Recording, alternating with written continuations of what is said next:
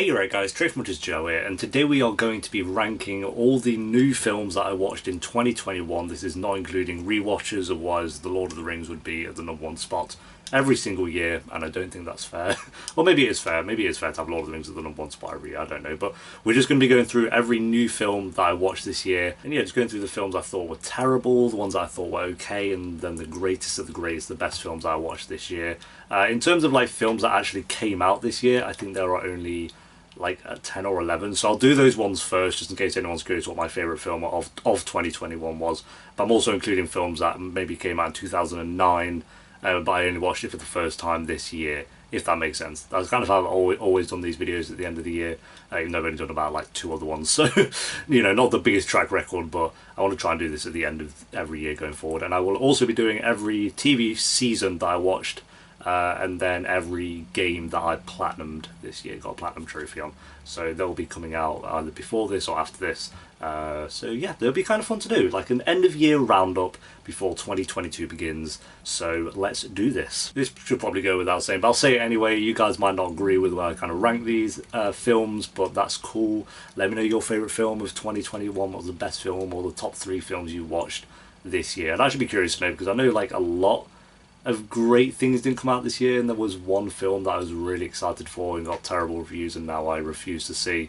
So you know, some disappointments there. But so yeah, these are all the films we're dealing with. I only saw 12 films that actually came out in 2021, and this one I added this list together a couple of days ago because I fully intended to see The Matrix Resurrections yesterday. I was going to go to the cinema. I was really not excited, you know, I had my expectations in check. I was like, it might be okay. I don't think it would be anywhere as good as the first, but it got abysmal reviews, and I think this is kind of one of those films where I'll see The Matrix as a better film if I don't see this film. I am willingly choosing not to watch The Matrix Resurrections, and The Matrix, the original Matrix, is in my top 5 films of all time, maybe top 3. So that hurts, but it has to be done. I can't do it. I can't do it. 2.5 hours of just destroying what The Matrix has become. I mean, I might go in and really enjoy it. I don't know, but I don't want to risk it. I don't want to risk it. And judging from the reviews, I highly doubt that is the case. So from Till Death all the way up to Fear Street, Part 1 here, these are the films that came out this year. I think Quiet Place 2 maybe came out last year, but I think in the UK it might have been this year. I don't know, but it says 2021 on the release thing, but then sometimes it says 2020. I don't know.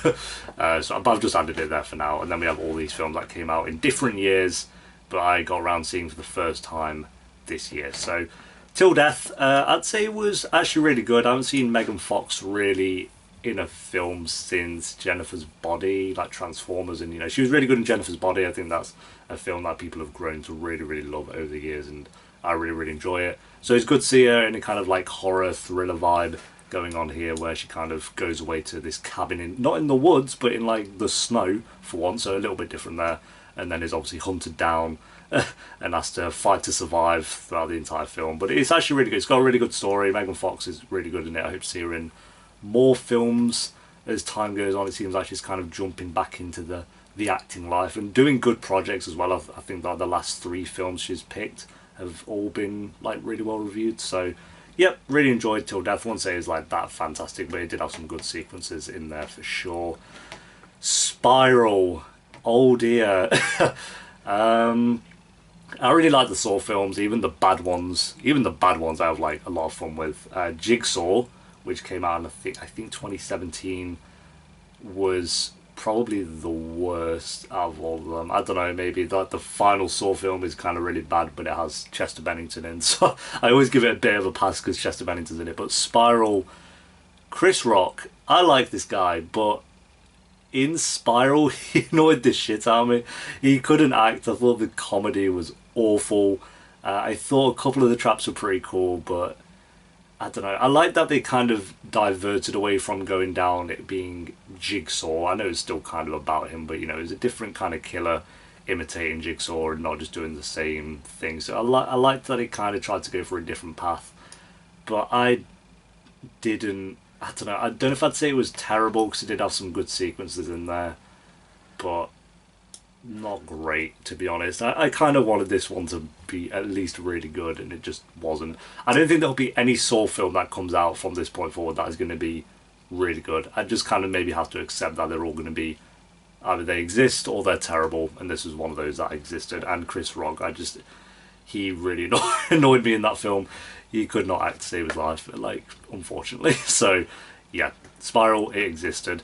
Quiet Place Part 2, I loved, I really enjoyed the first film. I think it had some good sequences in there. I think the direction from John Krasinski, like, say that was his first film he directed, he nailed it in the first, and the direction in Quiet Place Part 2 was really strong as well.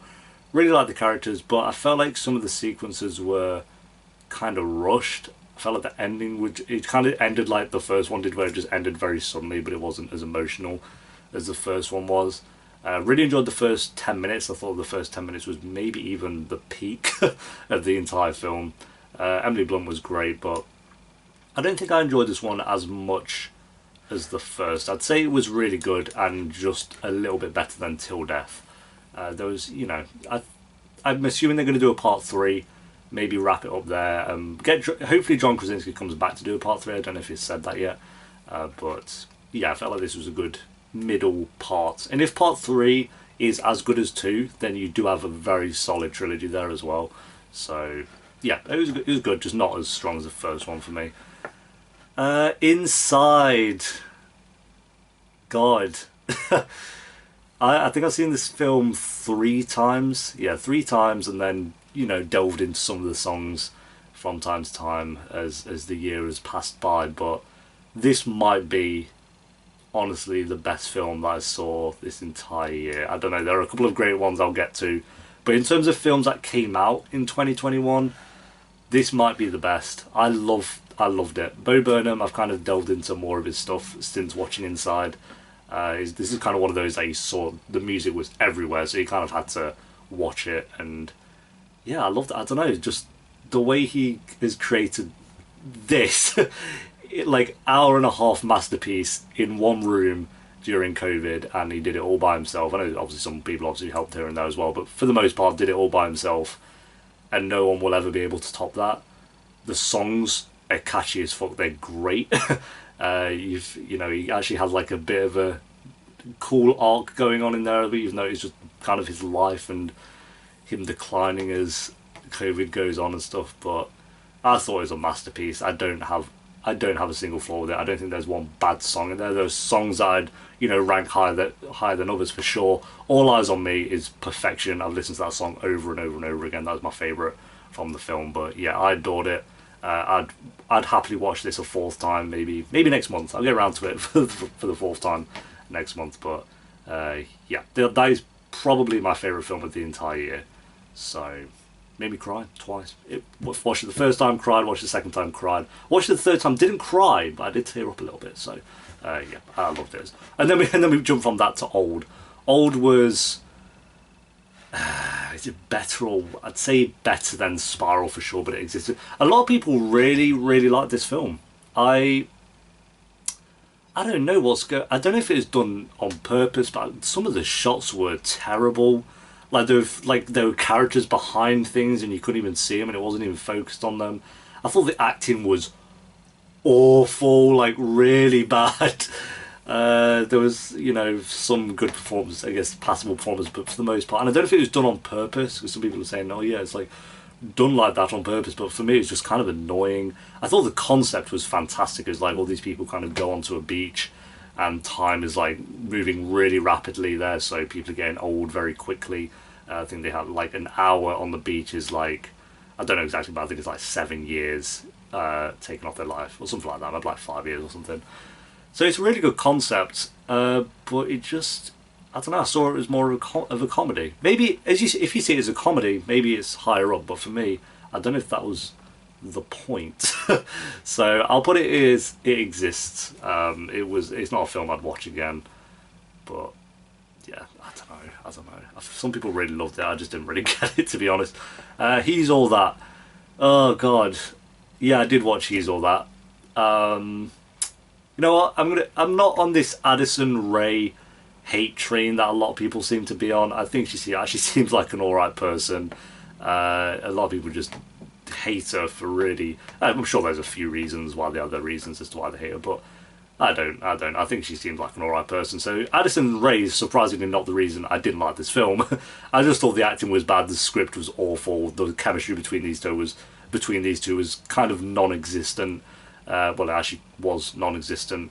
But the thing is, it's one of those films where kind of like old. I genuinely had such a good time with it because it was so... It's just...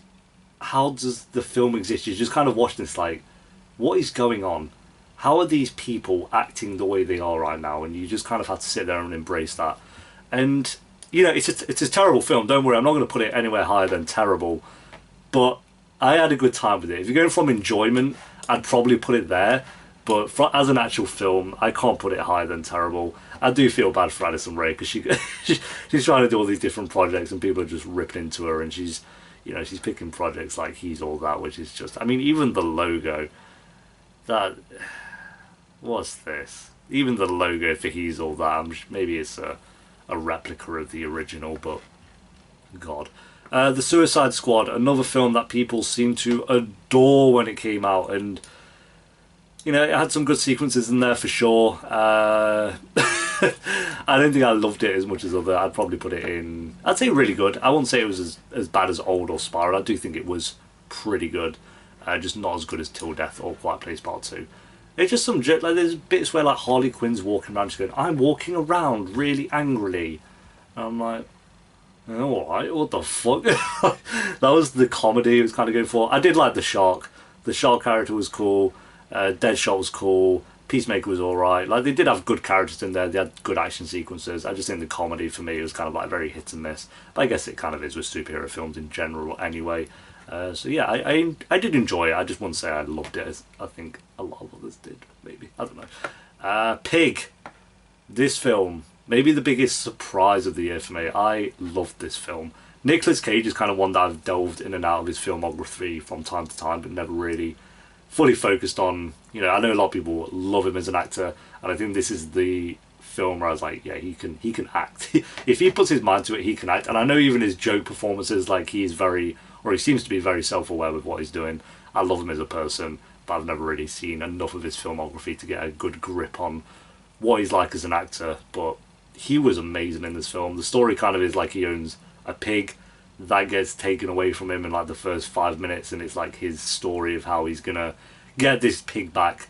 And people were like saying this, like, before I read an actual review on the film, I assumed this was like kind of John Wick. A lot of people saying it's very John Wick vibes, like, you know, John Wick's dog dies and then he goes on a revenge scheme to kill everyone that wronged him. I thought it was going to be like that. I don't think there's one action scene in this entire film. I guess maybe there's one kind of action scene, but not really. So it is just all very dialogue, but my God, it worked for me. So I'm putting it as one of the best films of 2021 for me. Not as good as Inside. I think Inside connected with me a little bit more, but Alex Wolff as well, fantastic in that film. I really, really liked him. I loved him in, obviously, Hereditary, and he was in Old as well, which he wasn't as good in. But yeah, there's something else I've seen him in as well. He's a bit... is he the one from Death Note? I know he has a brother. I don't know if that's him or his brother. I think it might be his brother, though. But I haven't seen Death Note, the live action. I don't want to watch that. We'll do Fear Street Part 1 first, I think, just because, you know, order. Part 1 and 2, I didn't bother with 3, if I'm being honest. Part 1... I like the vibe for it, but the whole time I was watching it, I was like, Netflix knows exactly what they're doing. They know how to touch on the nostalgia feels for people. They know how to rope you in with the lighting and the, oh, look at this old 90s music. And like, yeah, okay, Netflix, you know what you're doing. But I'd say this film existed. You don't want to eat cheeseburgers? Go to the middle. I forgot what she even said, but the main character annoyed the shit out of me, if I'm being honest. A couple of good characters in there. Some good deaths in there for sure. Had some good spooky vibes going on. I'd say it was better than Old, better than Spiral. But Part 2 was way better. I'd say this was... I'd say great. I'd say it was one of the great films of the year. Way better than Part 1. And then I heard Part 3 was not as good as Part 2, so I didn't bother with it. But what's her name? It's Sadie Sink. She was in the Taylor Swift short film as well. She's great. Like, I really liked her in Stranger Things, but here I was like, yo, she's actually like a really good actress. And then the Taylor Swift short film as well, I thought she was very good in. So she carried a lot of this film. I thought the killer was better. I liked the whole idea of like the camp. I think it was set in the 70s. This one, that was set in the 90s. That one's set in the 70s, and it's like very Jason Voorhees going around the camp. You know, they got a lot of inspiration from other slasher films, of course. They wear that on their sleeve, and there's nothing wrong with that. But I just felt like this film did a better job of that. So, really enjoyed this one. Why Did You Kill Me is a documentary, a Netflix documentary that existed. I'd actually put it probably there. Yeah, this was weird. This was a strange one. Like, I felt like the documentary was fine, but they had these scenes where they were recreating what had happened, and the mum of the person who died or got killed or whatever was they had like this big road like structure like in front of her, and she had like toy cars, and she was recreating what happened with toy cars and stuff, and I was like, this is just a strange way to go about it, isn't it? So probably the worst documentary I watched in the entire year, to be honest. And yeah, there's no likable people in this one, we'll say that, because usually the documentaries you have that person that's doing the interviews and like, oh, they seem kind of likable. Like Night Stalker, you have the one cop, I guess, who seemed kind of cool. You're like, yeah, you know, he seemed alright. Here, everyone annoyed me. Framing Britney Spears was not the latest Britney Spears documentary to come out. Was that Britney versus Spears? I haven't seen that one. This was another one. I don't know if this came out this year, actually. I don't know. We'll say it did. I don't know if it did. I think it came out like January, like very early on in the year. It was weird though, because this was like during everything that was happening with Britney Spears was still going on, so there was no real conclusion to the documentary. It's just kind of like, oh, this is what's going on, but we need to get a Britney Spears documentary out there because Britney Spears is really popular at the moment. And then obviously like 7 months later, the story kind of wrapped itself up. So it's like they just waited 7 months. I felt like they could have had a very strong documentary, but that's kind of what I guess that's what Britney versus Spears is about. But this one existed. It was fine. I'd say it was probably better than that documentary, better than Spiral. Not as good as Old. Old I had more fun with, I guess. I really like Britney Spears. I do feel awful for her. Like, what she's been through is horrific. But this documentary didn't, wasn't really the one for me. So that's all the films, I think, from 2021. So if you just wanted the 2021 list, there it is. Favourite film of the year was Inside. The worst was just, I think, for most people, is He's All That. Even though I did have a good time with that film, to be honest. I had more fun with this than I did with Spiral, if I'm being honest. So but it is technically a way worse made film than Spiral is, so I can't do it. I think if I put this anywhere other than terrible, I'll get slaughtered. So, better safe than sorry. Right, let's jump into the films that didn't come out in 2021, but I still watched for the first time this year. The Girl on the Train existed. Emily Blunt was fine in it, but it's, I watched it and I've not thought of it since. Based on a book, I thought the story was fine, but I've not thought of that film since. Blade, yeah, the first time I've actually watched Blade. Didn't watch 2 or 3, but maybe this is one of those you kind of had to grow up with. I think Blade is a great character, really good, and Wesley Snipes did a great job at playing Blade. That sounded weird, but I thought he did a great job with it. And there was like about 3 action scenes in there that I thought was actually, for the time, done very, very well. Some of the CG very outdated, but the story was good. I just felt like I should have loved this film, and I would have loved it if I'd watched it when I was younger. But it was still a really good film. I'd probably put it, I'd say great. I'd say great film. I wouldn't say it's quite best of the best, but I'd say it was, I don't know. I feel like if I put it below Fear Street, people are going to hate me. I had more fun with Fear Street, if I'm being honest. They're both, this had really good 90s vibes. Wesley Snipes is great, but I had such a fun time watching this film, and I felt like there was a couple of moments in this film where I was like, I wasn't as into it as other scenes, but I'm sorry. I know that looks bad. Trust me, I get that looks bad, but I didn't grow up with Blade, I'm sorry. Ma was terrible. I'm going to say He's All That was better just because I had more fun with it. Ma was awful. There was once, it did make me laugh, there's like, see where she runs over that, but it's kind of funny, but my god. Fantasy Island. Oh my god, this is like a load of I think 5 people are picked to go to this island, and whatever fantasy they've wanted comes into existence. So like, someone's fantasy was that their high school bully would suffer. So she's like torturing her high school bully, and she's like, wow, this simulation feels so real. But oh my god, it's actually her bully there, and she's torturing her. It's very strange, and then things get weird, and the acting is terrible, and it is probably the worst film I've seen this year. But I had more fun with it than Mark, because I did laugh at it more. So, Fancy Island, Jesus, I forgot I watched that.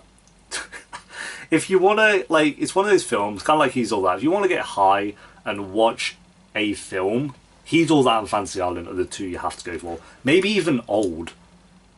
And then Fear Street 1 and 2 are kind of there as well. Run. Sarah Paulson, very good in the film. I'd say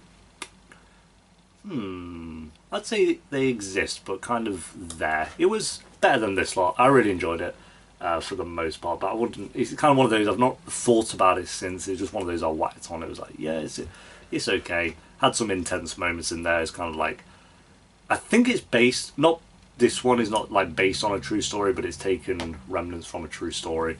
So there's that going for it, but it was fine. 12 Angry Men. I think the oldest film on this entire list.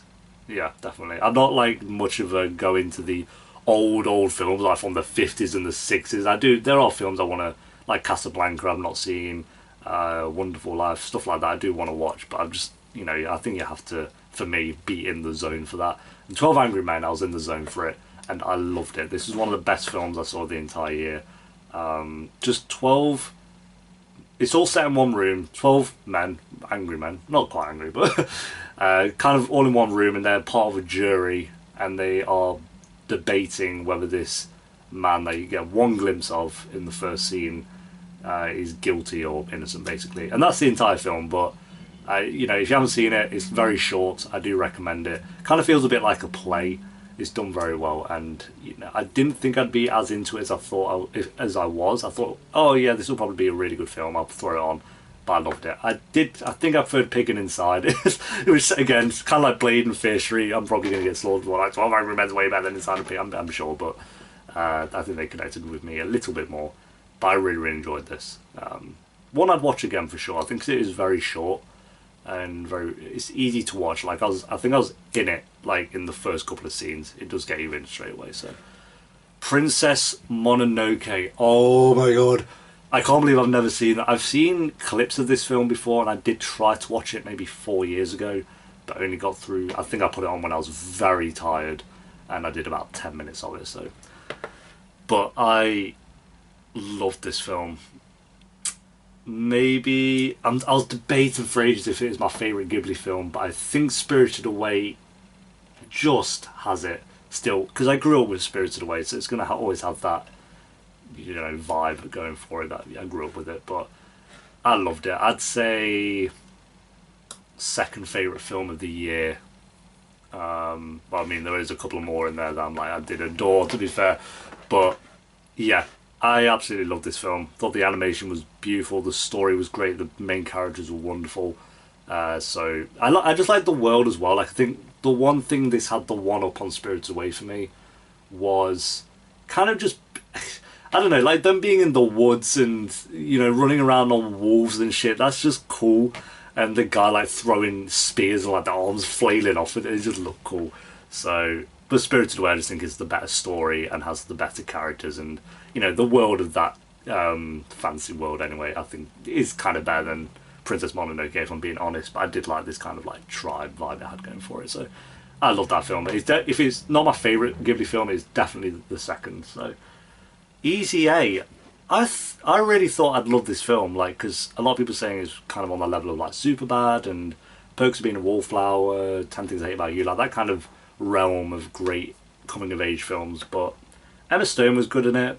I didn't enjoy it as much as I thought I was going to, being honest. I'd probably say I'd put it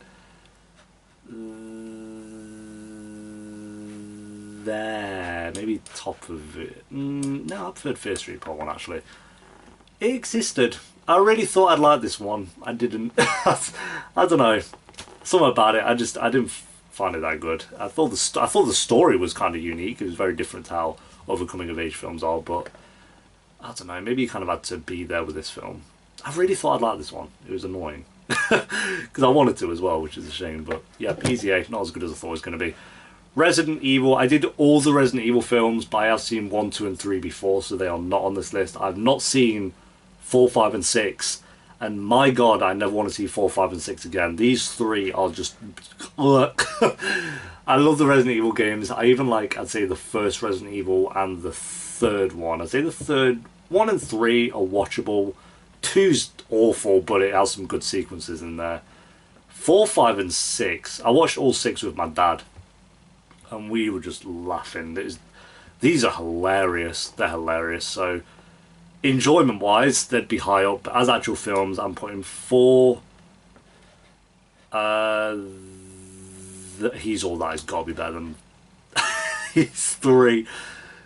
No, it's not. 4, then 5, then 6. I'd say in that order. Yeah, 6 is the worst of the lot.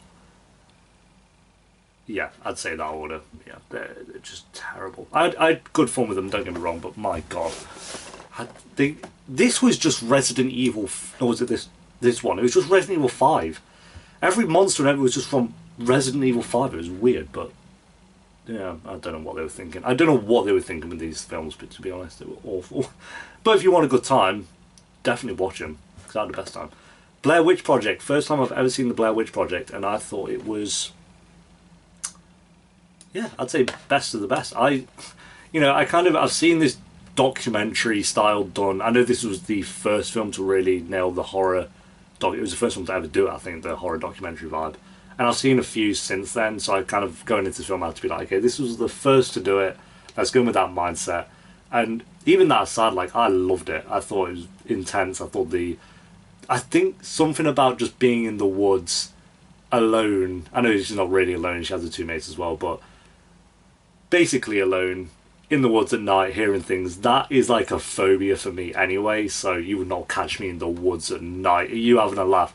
So that kind of, it did creep me out a bit, and I was like, yeah, they've done a great job with this, and I thought it was very well done. I thought it'd be kind of outdated and not as, scary or spooky as it was back in the 90s when this came out, but it worked for me. I'd say it was not as good as 12 Angry Men, but probably the best horror film. Ooh, maybe not. I don't know. I'm catching glimpses. Very good film. Documentary on Kurt Cobain. I'd say great. I really enjoyed this documentary. It kind of showed me a bit more about his life that I didn't know. Some things that obviously we all know. But it was just, my favourite sequences in this film were kind of... So Kurt Cobain would record on a mic like his thoughts, like a kind of vocal diary, or I don't know what you call it, but he kind of... And they used that audio and would have a scene animated kind of alongside the audio of what he was talking about and stuff. Those scenes were great, and yeah, it was kind of good to see. It was just good to see Kurt Cobain. He's a literal legend. I love him. So Kurt Cobain, I'd say I prefer this to Blade. Yeah, sure. It's weird kind of moving them because they're 2 just very different films. Cobain and Blade, and then Fear Street. But I'm just going off. If I had to visualise what I preferred, Cobain would be better than Blade for sure. I really enjoyed it. The Devil Wears Prada, a classic that I've been meaning to watch for so long, and I really enjoyed it. I'd say it was top of really good. I'm pretty sure everyone must have seen this film by now, apart from me. But Meryl Streep was great in it as always. Like this is the film everyone goes like, "Oh, Meryl Streep." So I kind of expected her to be as good as she was in it, and yeah, lo and behold, she was great. But very good story. A nice easy watch as well. I think it's just an easy watch. You gotta have the films like that. So Devil Wears Prada, very, very good. Suspiria, the new one, not the original, the remake, I'd say was top of great. It's not quite one of my favourite films of 2021, but very well directed, very eerie, very creepy. I do want to watch the original because I've heard they're very different. Like, this isn't just a shot-for-shot remake done in, I know it didn't come out in 2021, but you know what I mean. Shot-for-shot remake of the original. It kind of has the same basic concept, but done very differently, which I like. I think the director's fantastic as well, so one of my favorites, but not one of the best for sure. So, Fire. This was the best documentary I watched of the entire year. I'd say there. If you see, this is on Netflix. I recommend watching it because it's better. This was one of those I knew nothing about. My dad was just like, "Yeah, watch it. It's good." I was like, "Okay, yeah, sure." I don't know, something about it. I loved. I think it was just well paced. Like every 5 minutes, something else was being put onto this documentary, and it's not like the most intense or most mysterious documentary you're ever going to watch. But I just, in terms of entertainment, this kind of just got better and better as the runtime went on. It never got boring. I felt like from this and this, like these two documentaries, not so much Cobain, but there were just moments where I was starting to get bored and like, oh, what are we really focusing on here? Especially kind of towards the end of those two documentaries, like, what are we doing? This never got boring. If anything, it just got better and better as the runtime went on. So, yeah, really, really enjoyed Fire.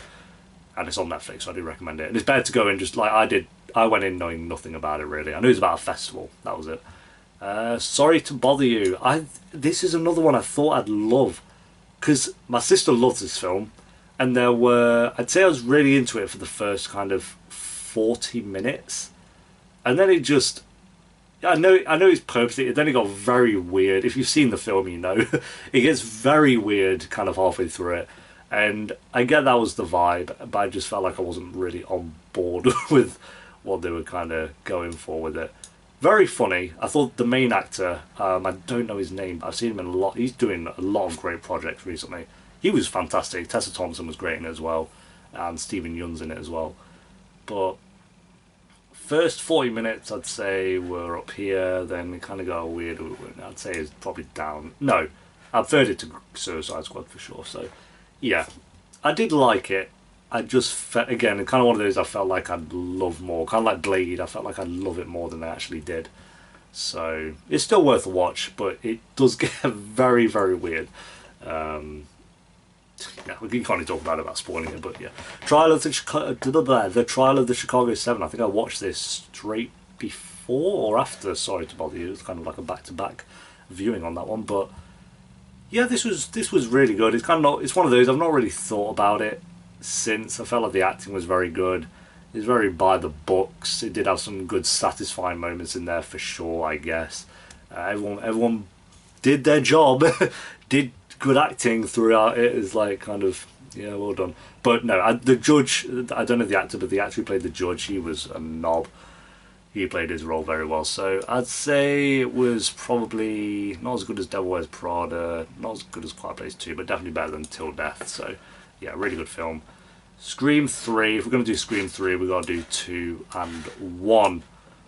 Right, 1. I can't believe I've not seen... This is, without a doubt, my favourite slasher I've ever seen. It was The Nightmare on Elm Street. Okay, so I've kind of flip-flopped with my slashers. It was Halloween. Then I watched Friday the 13th, but that wasn't as good as Halloween for me. So then I watched Nightmare on Elm Street last year, and that was my favourite. And then I watched Scream for the first time this year, and now this is my favourite. This is my favourite slasher. I adore it. I'd put it not as good as Mononoke, but better than Pig. I love it. I love it. It's so good. I know it's like a massive satire on slash. I know everyone knows this anyway, but I know it's a massive satire kind of on it anyway. But it's done so well. I think the characters. I think it's the characters. Like, it's not so much the story. The story is very basic, kind of done in a comedic way. But the characters, I just love them all. And like the two killers, I love them. I think that's what it is. Those two killers are great. So really, really, really love Scream, and I would say is officially my favourite old slasher film. Or like even recent, because you know what great slashers do we have that come out nowadays? So yeah, third favourite film of the year, unless there's still one film that I'm waiting for that I don't know. Scream 2, not as good. I'd say it's probably better than Till Death. Still better than that. Not as good as Quiet Place Part 2. Scream 2 was good. I enjoyed it. And then Scream 3 existed. I didn't enjoy Scream 3 that much, to be honest. I still need to watch Scream 4, and then I know Scream 5 is coming out next month, actually, which I do want to watch. So, Scream 3, I'd say, was probably about there, to be honest. Not that memorable. It was good that they still had the same characters throughout it. But, yeah, I'd say this was best of the best. And 2 was good, 3 existed. The Meg, terrible. I don't even want to talk about the Meg. Jason Statham fighting a megalodon. I mean, for some people, it's like, yeah, what more could you ask for? But it was boring. It was really boring. I felt like, yes, that concept of fighting Jason Statham fighting a megalodon could be really cool, but God, was it boring. Another documentary for League of Legends and kind of the origin of creating the game and what they went through and stuff and how it became so popular. Also on Netflix. I'd say it was really good. Probably put it there. It was a really good documentary, better than these two for sure. Not nowhere near on the level of Fire or Cobain, but it was a nice, easy watch. I've never played League of Legends either. I am going to watch the Arcane TV show. I think I've not got around to that, but I've heard that's incredible. But yeah, even for someone who hasn't played the game or even likes the game or whatever, it was still an interesting documentary to watch, just to see the process of making a game that has become as popular as it is. So, Alien Covenant. I watched all the Alien films with my dad, but I've seen 1, 2, 3, and 4 before. So Alien Covenant was the only one that I had not seen before. And I'd say it was... Alien would be on the top here by far. I love the first film. Even the second, I'd say, was great. Kind of rewatching them. 3 was fine. 4 was awful. Alien Covenant was better than 4, so I'd say it was... I'd say it's weird saying really good because I don't think it is really good. I'd say it's good. So things on the bottom half of really good we'll just consider good. I'd say it's not as good as the Suicide Squad, but it had good. No, because I thought the Alien was terrible. I didn't like the Alien in the film. I thought like it had good concepts in there, and the planet was good, but I'd put it as top of They Exist. You just like the Alien was shit. Like at the big end sequence with the alien, it was stood on the ship and it was going rah, and then it just flew off and that was it. That was the end. 2 stand-ups that I watched for the first time this year. Ricky Gervais's Humanity. I don't really like stand-ups at all. I don't find them funny, but these 2 I thought. Bo Burnham I gave just because of Inside. I thought, okay, I'll give it a go. I know he's got another one as well that I really want to watch. And then Ricky Gervais's I just put on because I was like, I don't mind Ricky Gervais, I guess.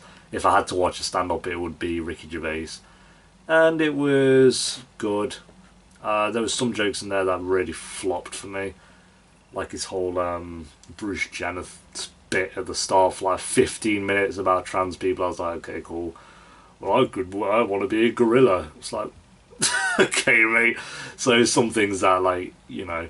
So I didn't care about that. I just didn't find it funny. And there was a couple of other things in there that I just didn't find funny. But there were also a lot of things that I really did find funny. So, and I do like Ricky Gervais. So I'd put it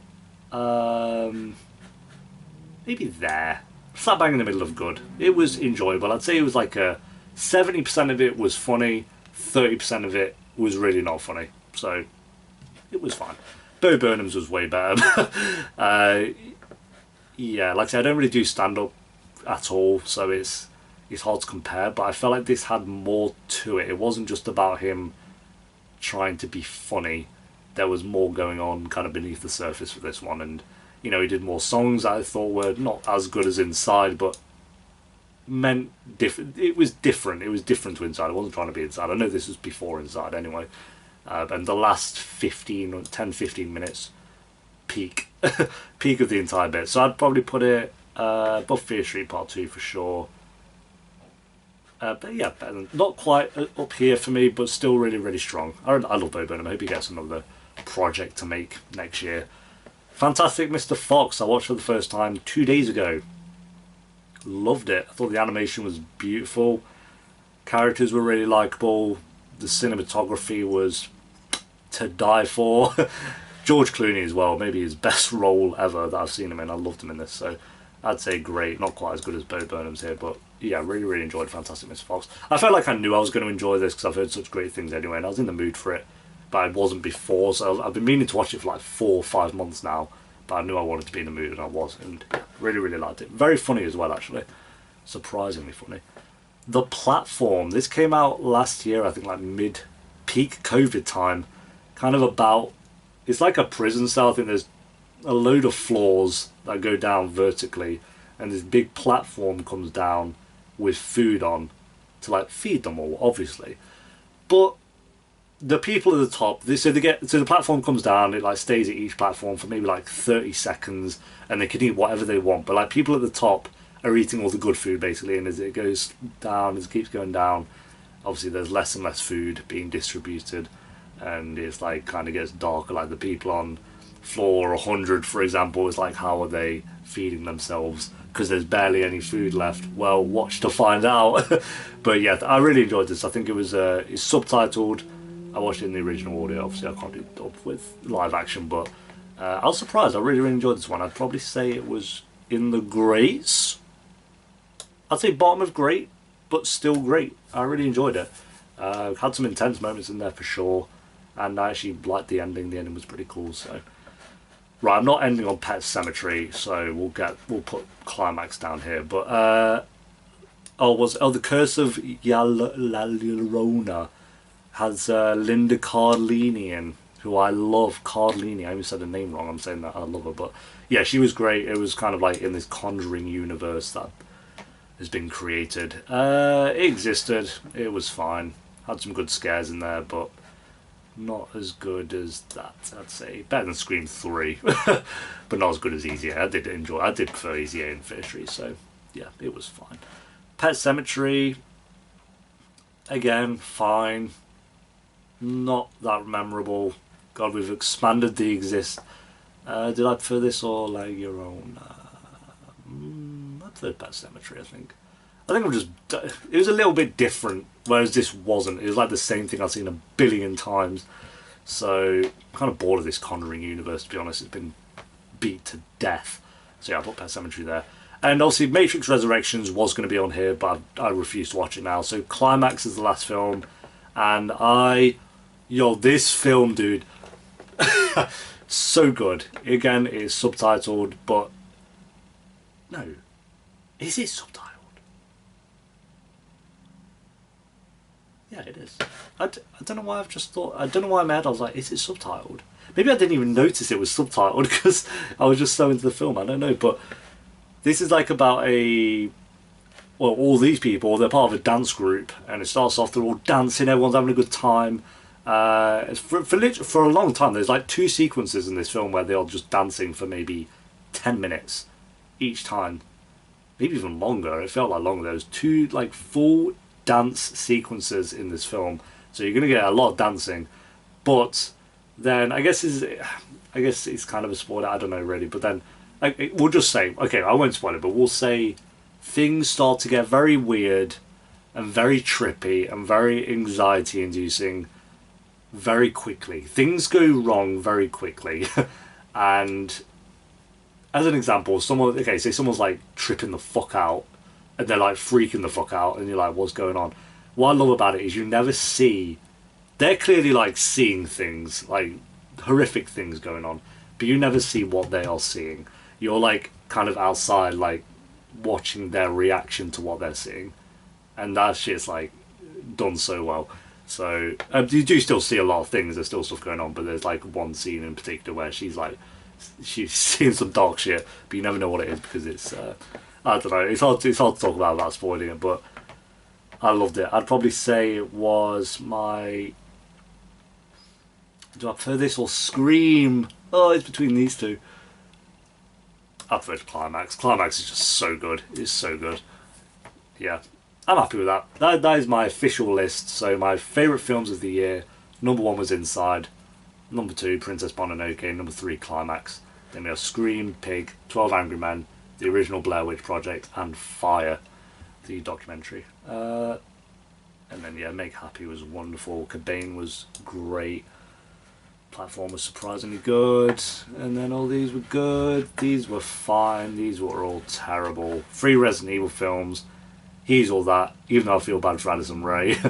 Fantasy Island was awful. The Meg was crap, and Mar was just Mar was so forgettable that I just have to put it there.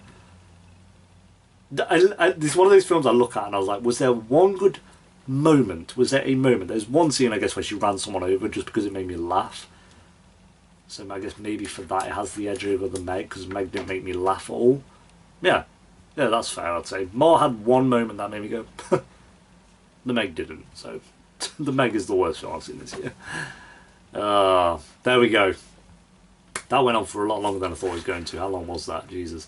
I do apologise. But yeah, thank you for watching, guys. Let me know your favourite films of the year, your top 3. I definitely recommend you watch Climax, Pig. Definitely watch Pig. If these seem like your kind of films, if you're like, there's no way I'd enjoy that, then obviously don't. 12 Angry Men, definitely. Fyre Fest is worth a watch. I'm assuming most people have seen Inside and Scream and Princess Mononoke, but obviously, I mean, watch all these films, get your own opinion, but that top row, you have to just give a chance to, without a doubt. And then I'd say definitely Cobain, give a watch. And the Platform, I'd say give the Platform a go. Because, you know, I've got to recommend, but Fear Street everyone's seen, I don't think it's essential. Blade most people have seen. You know, there's films there that I'm like, aren't essential viewing, but I'd say these are all pretty essential. At least for like this year. Maybe not Fire or Pig. I wouldn't say it's like, oh, like 12 Angry Men where it's essential you watch it, but for me, I'd say go and check out the first row, definitely, or the top row. Thanks for watching, guys. I will have my favourite TV shows and favourite Platinum games coming out soon as well. Until next time, take care. Peace.